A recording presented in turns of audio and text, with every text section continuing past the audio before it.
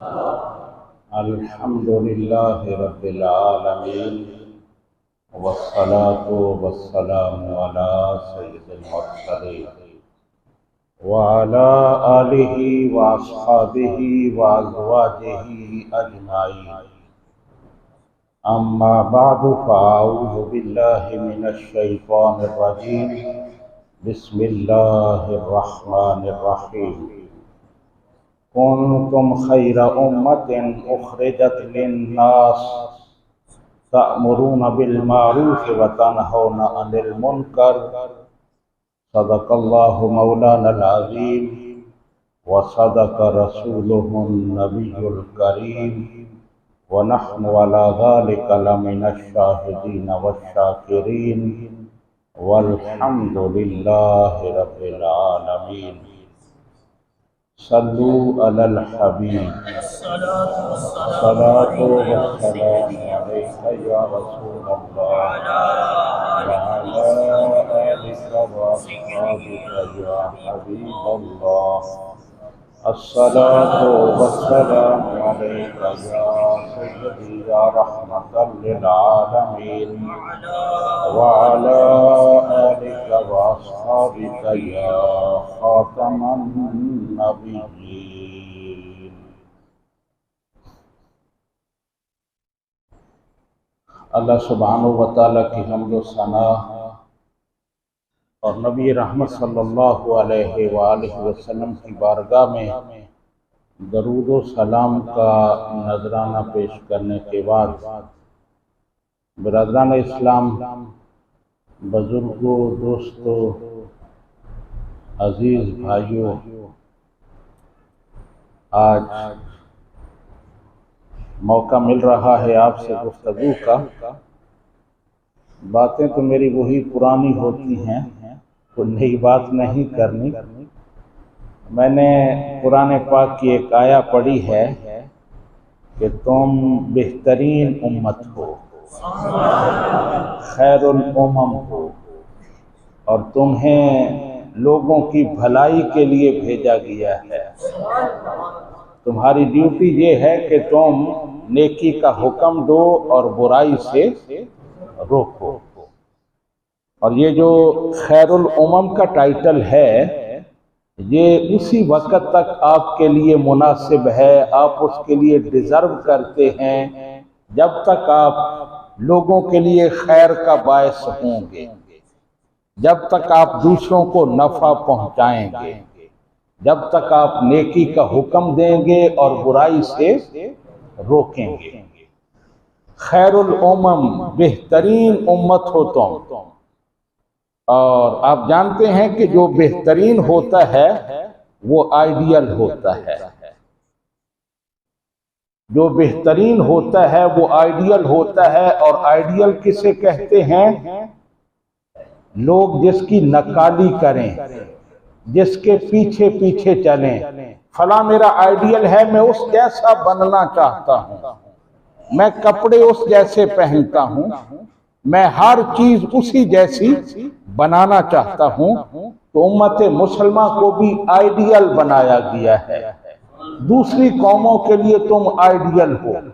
तुम्हारा किरदार ऐसा आला होना चाहिए, तुम्हारे अफ़आल और आमाल इतने बेहतरीन होने चाहिए कि दूसरी कौमें तुमसे अखलाक सीखें, दूसरी कौमें तुम्हारी सोहबत में बैठकर अपना किरदार ठीक करें।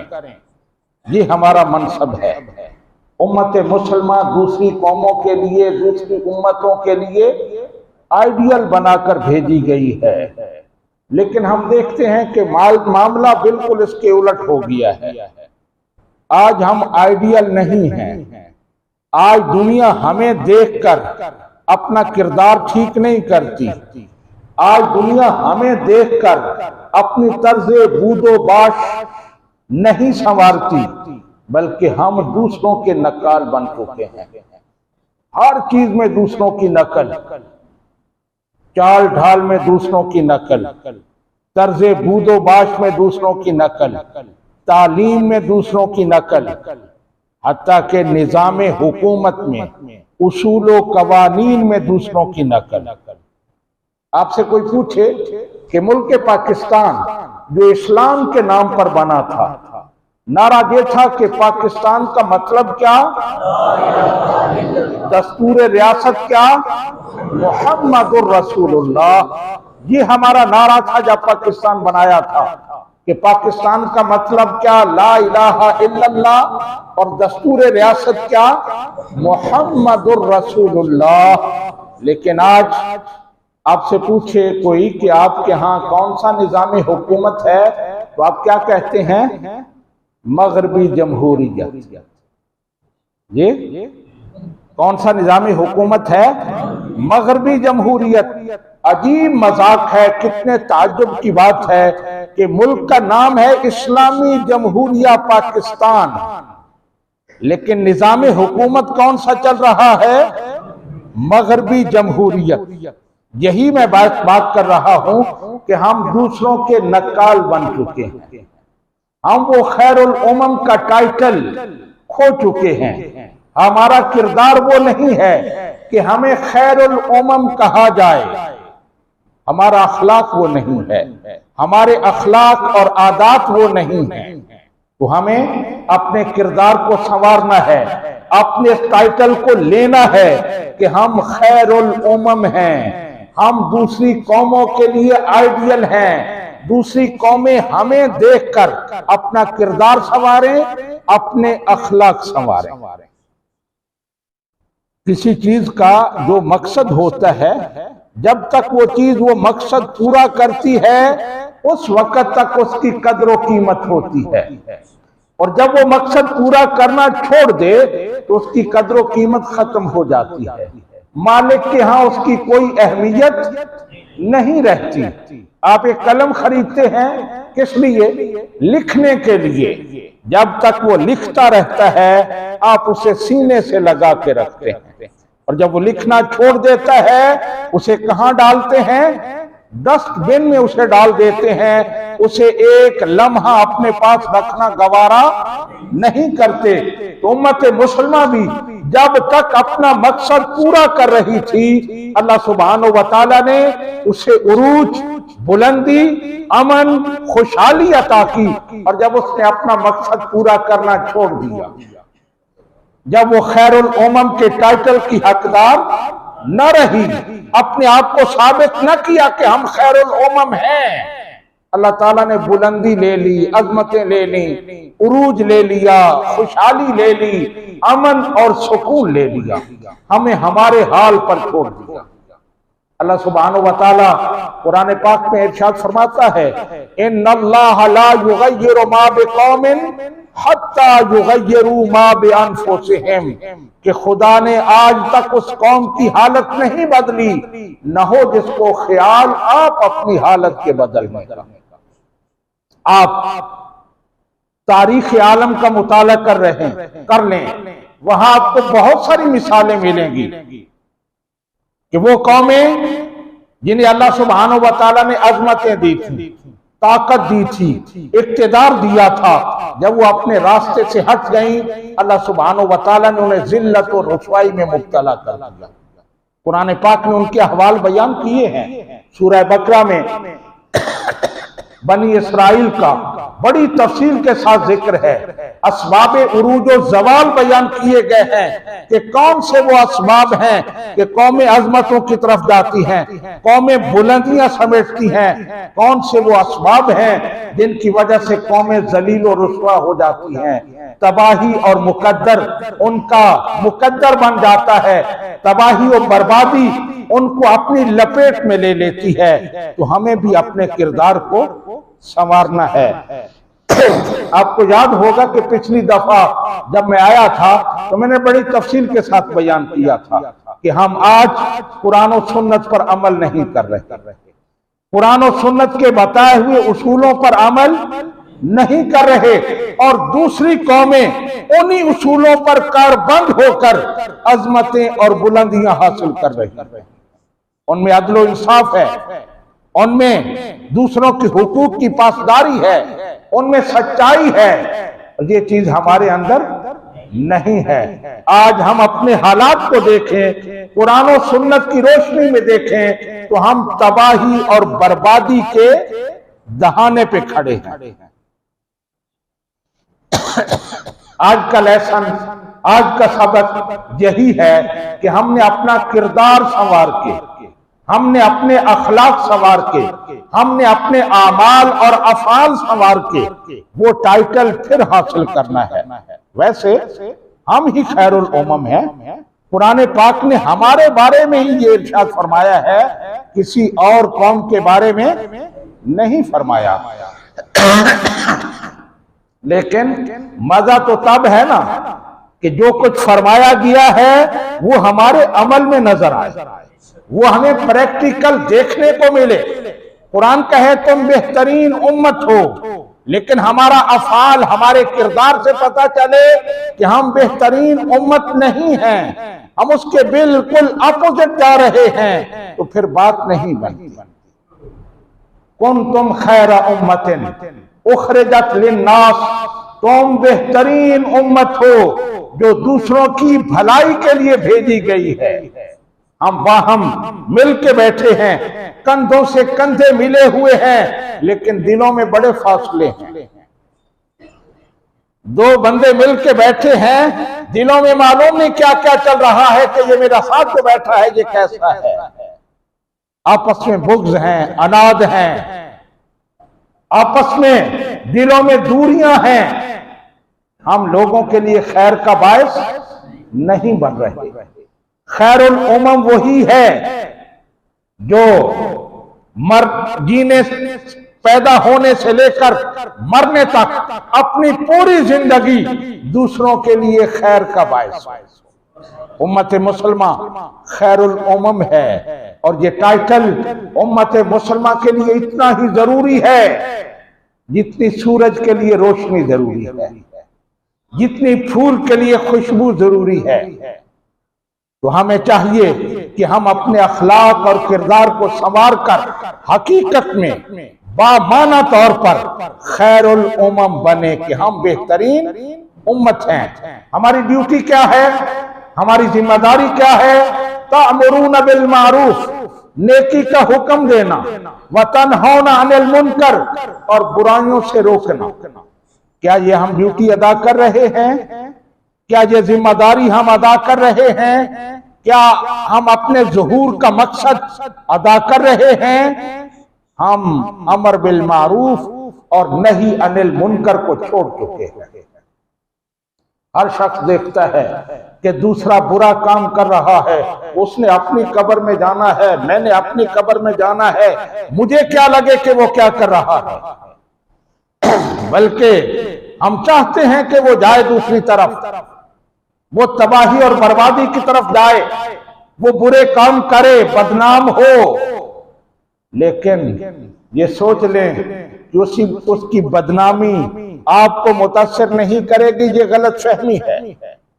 आज वो कर रहा है, कल उसके रिजल्ट निकलेंगे, आपको, अपनी औलादों को, अपनी आने वाली नस्लों को अपनी लपेट में लें। नबी रहमत सल्लल्लाहु अलैहि वसल्लम ने इरशाद फरमाया, आपसे पूछा गया, या रसूल अल्लाह सल्लल्लाहु अलैहि वसल्लम, सबसे बेहतरीन बंदा कौन सा है?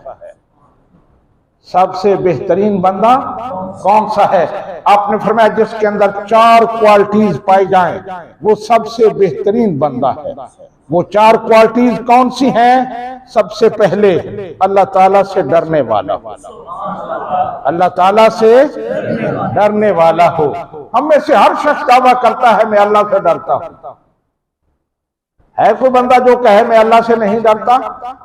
हर शख्स दावा करता है ना, मैं भी दावा करता हूं, आप भी कहते हैं हम अल्लाह से डरने वाले हैं। लेकिन ये दावा उस वक्त काबिल कबूल होगा जब तन्हाई हो, कोई देख न रहा हो, वहां आपको किसी की कोई चीज मिल जाए, फिर पता चलेगा कि अल्लाह से डरते हैं या नहीं। उसे उठाकर जेब में डाल लेते हैं, उसे अपनी जरूरियात में इस्तेमाल करते हैं, या उसके मालिक को तलाश करते हैं कि ये उसके मालिक तक पहुंचनी चाहिए।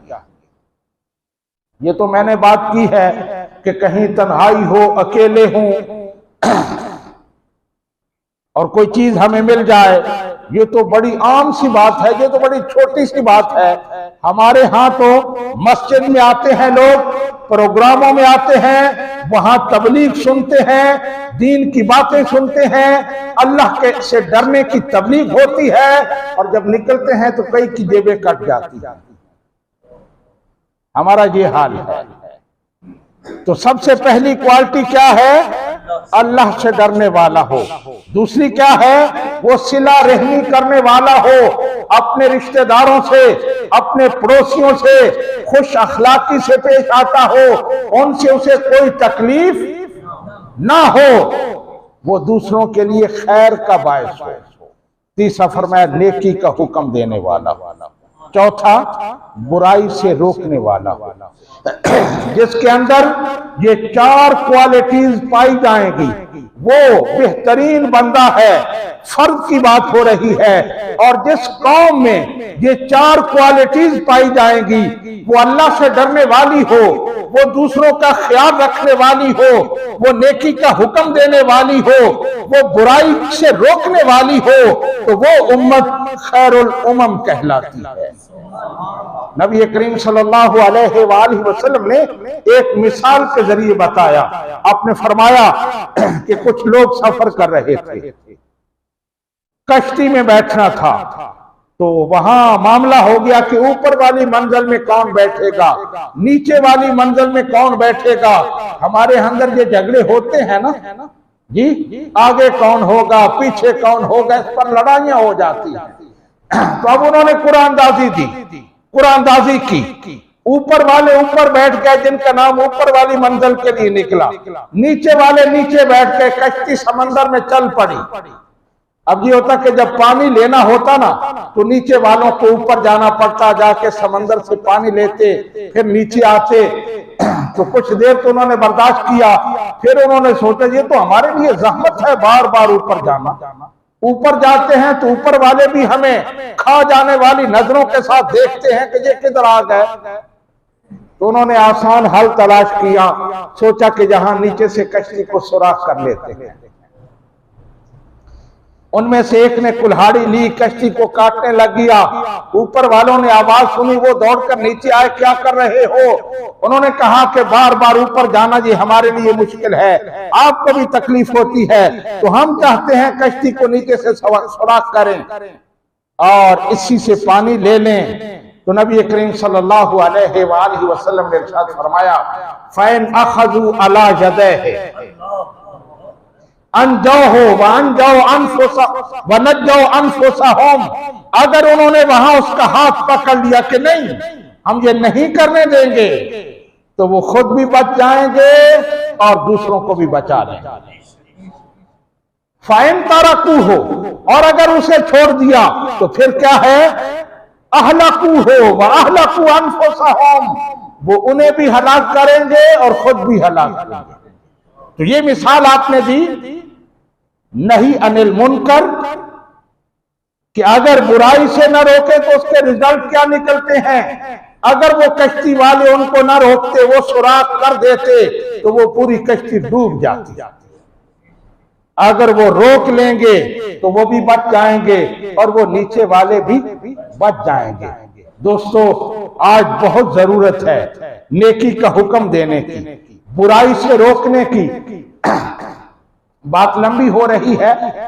मैं अक्सर देखता हूं यहां हमारे मुल्क के पाकिस्तान के जो हालात हैं, कि एक वीडियो है, उसमें एक नौजवान को दो बंदे पुलिस वाले दूसरे मार रहे हैं, 100 बंदा वहां खड़ा है, वीडियो बना रहे हैं, कोई उनका हाथ नहीं पकड़ रहा। तो प्रैक्टिकली हम साबित कर रहे हैं कि हम खैरुल उम्म नहीं हैं। अगर हम खैरुल उम्म होते तो हम उनका हाथ पकड़ते कि नहीं, हम तुम्हें ये जुल्म नहीं करने देंगे, ये लाकानूनियत नहीं चलेगी, बल्कि ज़ाब्ते पर चलेंगे, जो कानून है उसके मुताबिक चलेंगे। तो आज जरूरत है कि हम अपने अखलाक को संवारें, खौफ खुदा पैदा करें, दूसरों का ख्याल करें, नेकी का हुक्म दें और बुराई से रोकें। अल्लाह सुब्हानहू व तआला हमें अमल की तौफीक अता फरमाए। वमा अलैना इल्लल बलाग।